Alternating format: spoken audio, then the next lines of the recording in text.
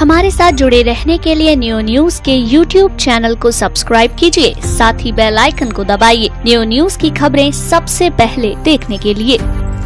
श्री कृष्ण जन्माष्टमी के मौके पर प्रदेश के मुखिया योगी आदित्यनाथ ने तीर्थ नगरी वृंदावन की पावन भूमि पर भगवान श्री कृष्ण की जन्म व क्रीड़ा स्थली के लिए सौगातों का पिटारा खोल दिया है।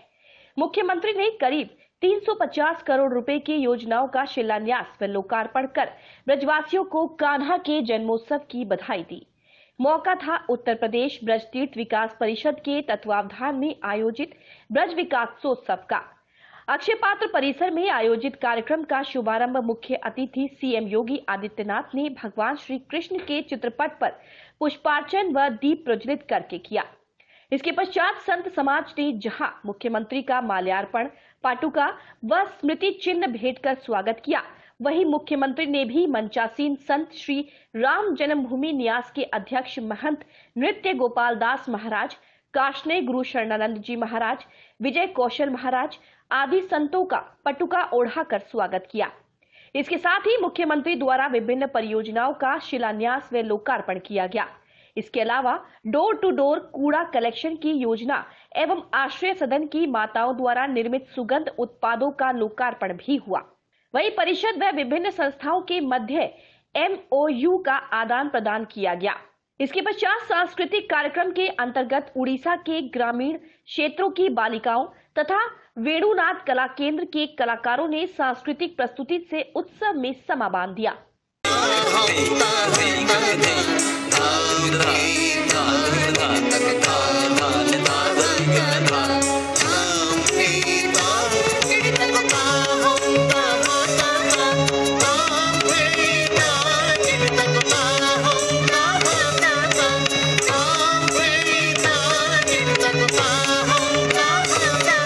कार्यक्रम में विभिन्न विद्यालयों द्वारा प्रस्तुत की गई झांकियों में प्रथम स्थान प्राप्त करने वाले विद्यालय इंटरनेशनल स्कूल को 51,000 रुपए, द्वितीय स्थान प्राप्त राजकीय उच्चतर माध्यमिक विद्यालय लोहवन को 31,000 रुपए व तृतीय स्थान हासिल करने वाले हनुमान प्रसाद धानुका विद्यालय को 25,000 बतौर पुरस्कार स्वरूप मुख्यमंत्री द्वारा प्रदान किए गए।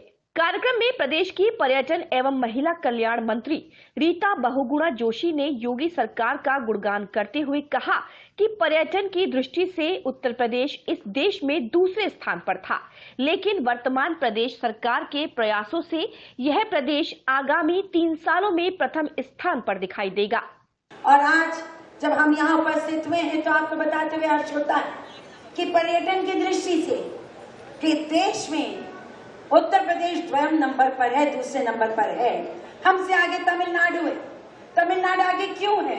इसलिए कि उसने अपने मंदिरों को, साज सज्जा को बरकरार रखा, इसलिए कि उन्होंने वहां आने वाले श्रद्धालुओं को वो व्यवस्था दी कि उनके साथ साथ दुनिया भर के पर्यटन भी भारत के वैभव को देखने के लिए, यहाँ के आत्म को समझने के लिए, यहाँ के धर्म को जानने के लिए भारतवर्ष आए।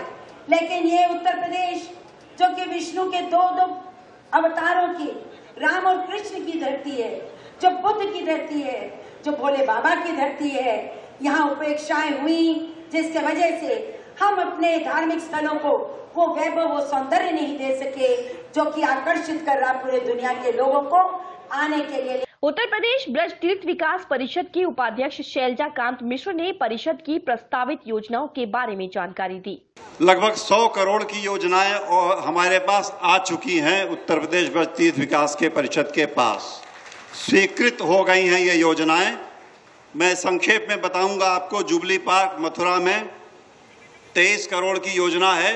ये भूमि का वो स्थल जो अभी तक लगभग बेकार सा पड़ा था, वहाँ एक अच्छा पार्क बनेगा, भूमिगत पार्किंग बनेगी और वहाँ पे कुछ दुकानें भी होंगी ताकि सबको हर प्रकार की सुविधा मिल सके नगर के बीच में। गोवर्धन परिक्रमा मार्ग की सुव्यवस्था के लिए 13.8 करोड़ का धन आ गया है। मार्ग को सुव्यवस्थित करने के लिए हर प्रकार से गोवर्धन में ही पेयजल की, आप सब जानते हैं कि बड़ी समस्या है यहाँ पे खारे जल की। गोवर्धन परिक्रमा मार्ग पे 8 करोड़ से अधिक की ये योजना आ चुकी है, जिसमें शुद्ध पेयजल पीने का 1-1 किलोमीटर में पूरी 21 किलोमीटर की परिक्रमा मार्ग पे सुलभ हो सकेगा। सामने आपके चित्र है, इस प्रकार की योजना बन रही है। यहाँ पे गोवर्धन में ही कंट्रोल रूम, मीटिंग हॉल का निर्माण होगा 2 करोड़ की लागत से, और वहाँ बस स्टैंड जो अभी तक एकदम उपेक्षित सा पड़ा था, वहाँ पे अच्छी सुविधाएं बनाई जाएंगी, पार्किंग की और बस स्टैंड की। यह सूर्य कुंड इतना रमणीक स्थान है, बड़ा तालाब है, इतने बड़े बड़े कछुए वहाँ पे जो कि अभी उपेक्षित मरने के करीब हैं। 4.9 करोड़ की योजना है सूर्य कुंड को वापस उसका स्वरूप प्रदान करने की। यहाँ वृंदावन के परिक्रमा के लिए 18 करोड़ की योजना ऑलरेडी आ गई है, परिक्रमा मार्ग को हर प्रकार से व्यवस्थित करने के लिए। ये कार्य शुरू हो जाएगा अगले 1 आध महीने के भीतर। रमन रेती में एक कंट्रोल रूम, जन सुविधा बनेगी लगभग 54 लाख रुपए से। बरसाना में गोवर्धन रेंज के पास लगभग 4 करोड़ की लागत से एक जन सुविधा बनेगी अच्छी। बरसाना राधा रानी मंदिर के पास ऊपर एक जलपान गृह, नंदगांव में पार्किंग की और जन सुविधा की व्यवस्था 2.88 करोड़ की लागत से। नंदगांव में ही जो नंद बाबा का मंदिर है उसकी सीढ़ियां जर्जर हो गई हैं, 1 करोड़ की लागत से वो व्यवस्थित की जाएंगी। अभी वहीं पे और जो प्रस्तावित और करीब 2 करोड़ रुपए की लागत से और सुविधाएं दी जाएंगी। गोकुल में जो पहुंचने का मार्ग है 2 करोड़ की लागत से व्यवस्थित किया जाएगा, उसे ठीक किया जाएगा। गोकुल में ही एक रसखान समाधि के पास जन सुविधा इंटरप्रिटेशन सेंटर का काम 3 करोड़ की लागत से, और महावन ब्रह्मांड घाट जो बड़ा रमणीक स्थान है वहाँ 67 लाख की लागत से उसे व्यवस्थित किया जाएगा। माट में भांडीर वन, कहते हैं कि भगवान श्री कृष्ण और राधा रानी का ब्याह यहाँ हुआ था, जिसमें कि ब्रह्मा जी पुरोहित बने थे, और वहाँ उस स्थान पर अभी जर्जर हालत है, उसको व्यवस्थित करने के लिए 1 करोड़ 31 लाख की योजना है। कुछ बातें जो मैं आपको बताना चाहूँगा, लगभग 183 करोड़ की योजनाएं नगर निगम की हैं। जो हम बार बार कहते हैं कि यहाँ गंदगी है, तो ये सारा सॉलिड वेस्ट मैनेजमेंट का एक प्लान आ चुका है, और आगे आने वाले समय में वृंदावन और मथुरा दोनों हम स्वच्छ शहर के रूप में विकसित करने वाले हैं। लगभग 183 करोड़ की योजना है ये। इसके साथ ही प्रदेश के धर्मार्थ कार्य मंत्री चौधरी लक्ष्मी नारायण एवं ऊर्जा मंत्री श्रीकांत शर्मा ने भी विचार व्यक्त किए। ऐसा लग रहा था कि हमारी भारतीय संस्कृति प्राय लुप्त होती जा रही है, लेकिन ये तो स्वयं हमारा इतिहास गवाह है। जब कभी भी भारत की राजनीति भटकी है, भारत की राजनीति में अंधेरा आया है, तब भारत की राजनीति हमेशा भारत की राजनीति को हमेशा संतों ने मार्गदर्शन किया है, हमेशा संतों ने रास्ता दिखाया है, जिससे भारतवर्ष की संस्कृति उजागर हुई, भारतवर्ष की संस्कृति में पुनः प्रतिष्ठित हुई।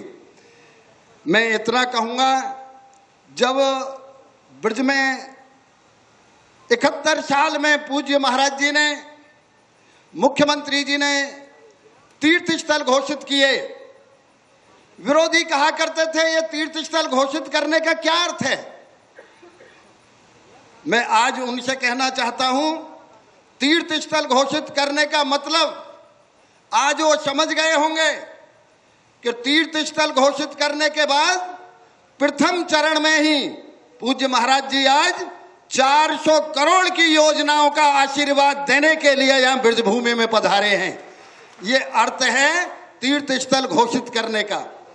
मैं इतना, वैसे तो भगवान ही जब संतों के वश में रहते हैं तो स्वयं मुख्यमंत्री जी तो संत हैं, और वृंदावन की और ब्रजभूमि की बिना कृपा के और बिना संतों के आशीर्वाद के तो सुशासन चलना भी कठिन होता है।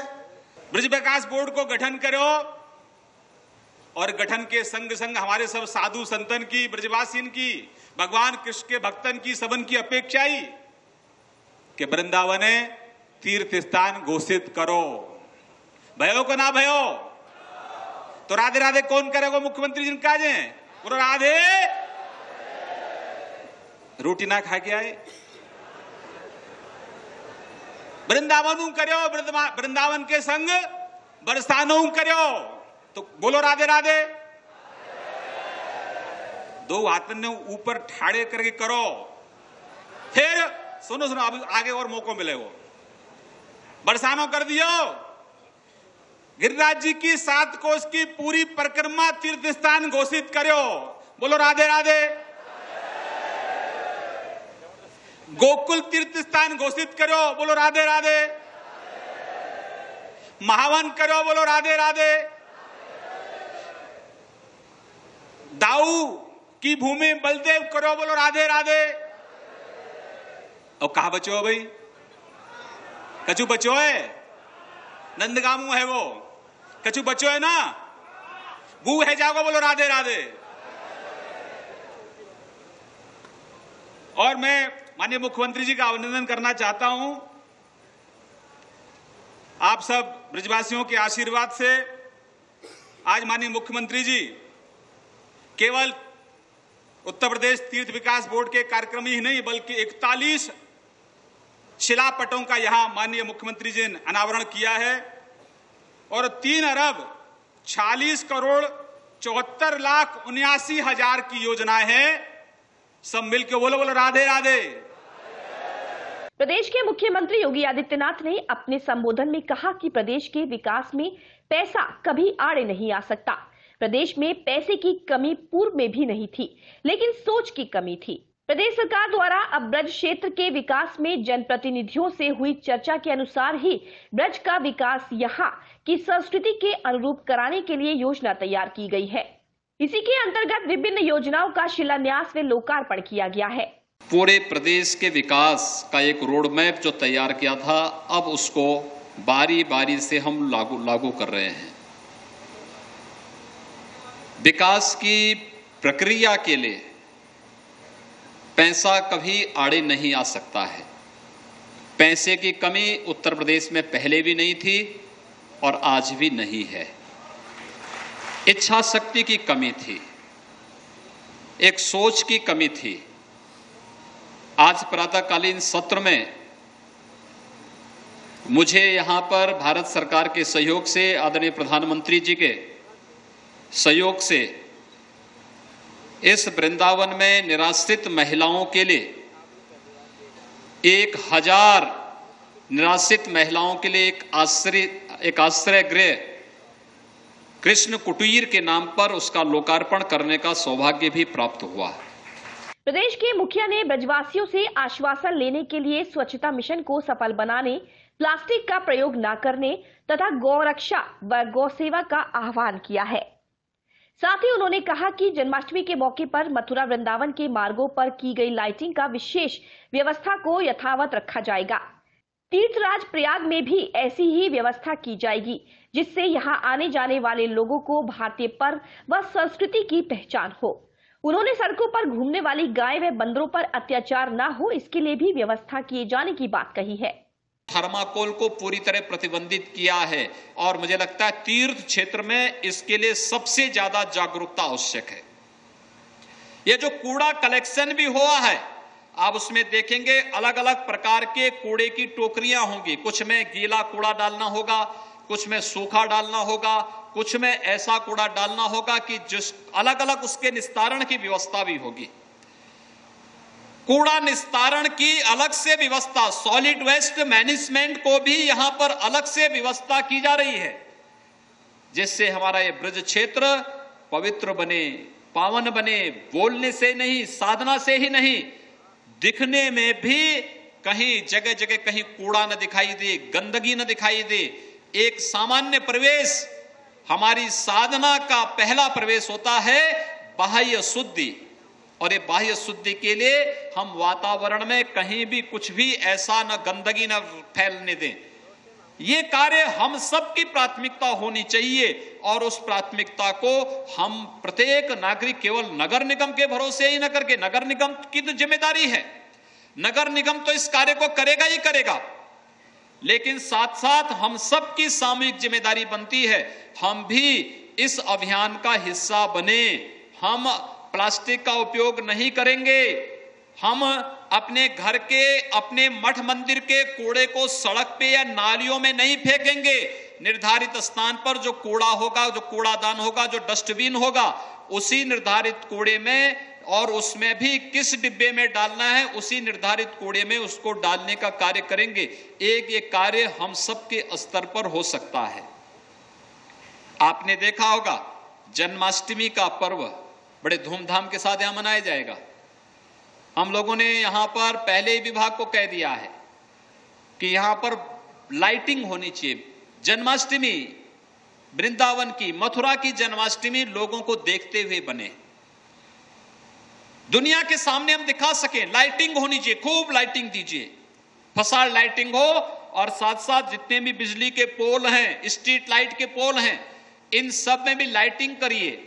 लगे कि ये पर्व पूरा मथुरा वृंदावन है, पूरा ब्रज क्षेत्र इस आयोजन को मना रहा है। और चूंकि हमारा पवित्र पावन तीर्थ स्थल है, ये लाइटिंग केवल पर्व और त्योहार के लिए ही नहीं बल्कि इसको परमानेंट लगे रहने दीजिए, जिससे जो भी आए वह इस बात को महसूस कर सके कि हम लोग एक पवित्र पावन तीर्थ में आए हैं, सनातन हिंदू धर्म के एक पावन तीर्थ में आए हैं। उस तीर्थ में आकर के उन लोगों को इस बात का एहसास होना चाहिए कि रात्रि में जब वे आए तो यहाँ की जगमगाती हुई सड़कें इस बात का एहसास कर सके, यही भगवान श्री कृष्ण की पावन तीर्थ भूमि है।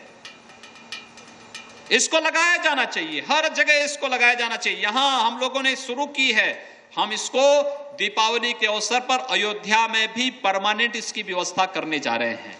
ब्रज विकासोत्सव कार्यक्रम के पश्चात सीएम योगी आदित्यनाथ का काफिला मथुरा के लिए रवाना हो गया, जहां मुख्यमंत्री ने श्री कृष्ण जन्मभूमि में भगवान श्री कृष्ण के दर्शन कर स्वयं को धन्य किया।